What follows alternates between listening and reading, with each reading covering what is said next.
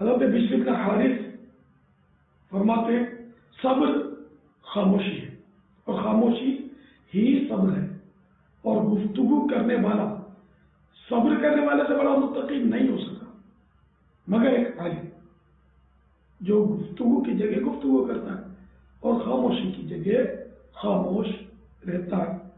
مزید حضرت احمد بن خالد اپنے والد کے بارے میں فرماتے ہیں کہ وہ فرماتے ہیں خاموش رہنے میں سب سے معمولی فائدہ سلامتی ہے، اور بولنے میں سب سے ادنا یعنی چھوٹا نقصان ندامت یعنی شرمندگی ہے۔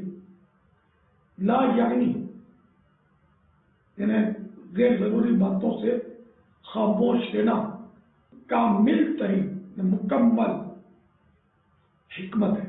علم کے بغیر بولنے والا شخص لغزش یعنی بھول سے محفوظ نہیں رہتا ہے، اور نامعلوم باتوں سے جن کا پتہ نہیں ہے، جن کے بارے میں علم نہیں ہے، ان سے خاموش رہنے والا کامل ترین حکمت سے باہر نہیں ہے۔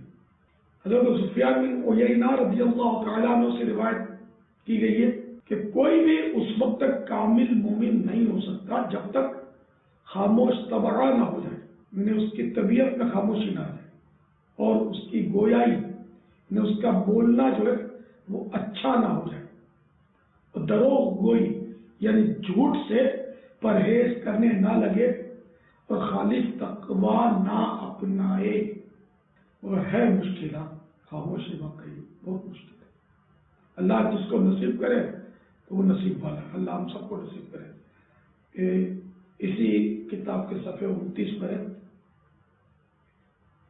حضرت اسحاق بن خلف رضی اللہ تعالیٰ عنہ فرماتے ہیں گفتگو میں احتیاط سونے چاندی میں احتیاط سے زیادہ سخت ہے،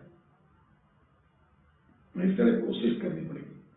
حضرت عبداللہ بن ابو زکریا دمشقی فرماتے ہیں میں نے 20 سال تک غیر اہم چیزوں کے تعلق سے خاموشی سیکھی، لیکن میں اس لمبے عرصے سے بھی اپنی مراد کو نہ پہنچا یا عجزیت کی۔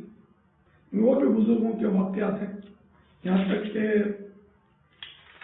ایک شخص نے 40 سال تک خاموشی سیکھنے کی اس طرح مشق کی کہ منہ میں ایک پتھر رکھ لیتا اور صرف کھانے پینے اور سونے کے لیے نکالتا۔ صلو علی الحبیب صلی اللہ تعالی علی محمد۔